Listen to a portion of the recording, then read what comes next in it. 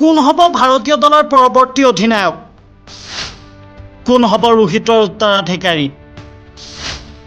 কোনে দখল কৰিব অধিনায়কত্বৰ গাদী? হাৰ্দিক পাণ্ডেয়া হ'ব নেকি পৰৱৰ্তী অধিনায়ক? 2007 চনৰ পিছত আকৌ ঘূৰি আহিল সেই মহেন্দ্ৰ ক্ষণ। টিম ইণ্ডিয়াই হাতত তুলি ল'লে টি-20 বিশ্বকাপৰ ট্ৰফী।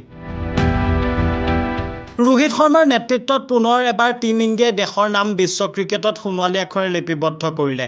7 ৰানত বিশ্বকাপ ফাইনেলত জিকিল ভাৰত। টছত জিকি প্ৰথমে বেটিং কৰাৰ সিদ্ধান্ত লৈছিল অধিনায়ক ৰোহিত শৰ্মাই। ৰোহিত শৰ্মাৰ এই সিদ্ধান্ত আছিল 100% শুদ্ধ।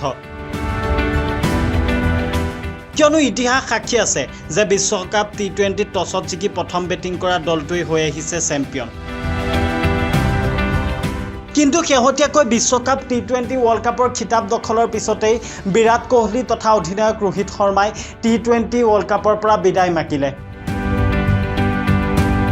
আনুষ্ঠানিকভাৱে দুয়োজনে ঘোষণা কৰিলে টি-20 বিশ্বকাপৰ পৰা দুয়োজনে বিদায় মগাৰ কথা।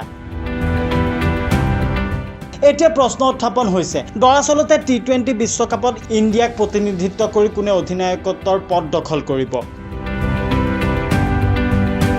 বহুতৰ মুখত এতিয়া নাম উচ্চাৰণ হৈছে হাৰ্দিক পাণ্ডিয়াৰ। হাৰ্দিক পাণ্ডিয়া এজন সফল কেপ্টেইন। IPL খেলত গুজৰাট টাইটান্সক প্ৰথমবাৰতেই নিজৰ কেপ্টেইনশ্বিপৰ জৰিয়তে বিজয় সাব্যস্ত কৰাবলৈ সক্ষম হৈছিল হাৰ্দিক পাণ্ডিয়া। শেহতীয়াকৈ মুম্বাই ইণ্ডিয়ানছৰো কেপ্টেইন আছিল হাৰ্দিক পাণ্ডিয়া। বিগত টি-20 ৱৰ্ল্ড কাপত হাৰ্দিক পাণ্ডিয়াই খুব সুন্দৰ প্ৰদৰ্শন দাঙি ধৰা পৰিলক্ষিত হৈছে। শেহতীয়াকৈ দৰাচলতে বিভিন্নজনে হাৰ্দিক পাণ্ডিয়াৰ নাম উচ্চাৰণ কৰা পৰিলক্ষিত হৈছে। এতিয়া প্ৰশ্ন হয়, প্ৰকৃতাৰ্থত হাৰ্দিক পাণ্ডিয়াই হ'ব নেকি পৰৱৰ্তী ইণ্ডিয়াৰ অধিনায়ক? সেয়া পৰৱৰ্তী সময়ত হ'ব লক্ষণীয়।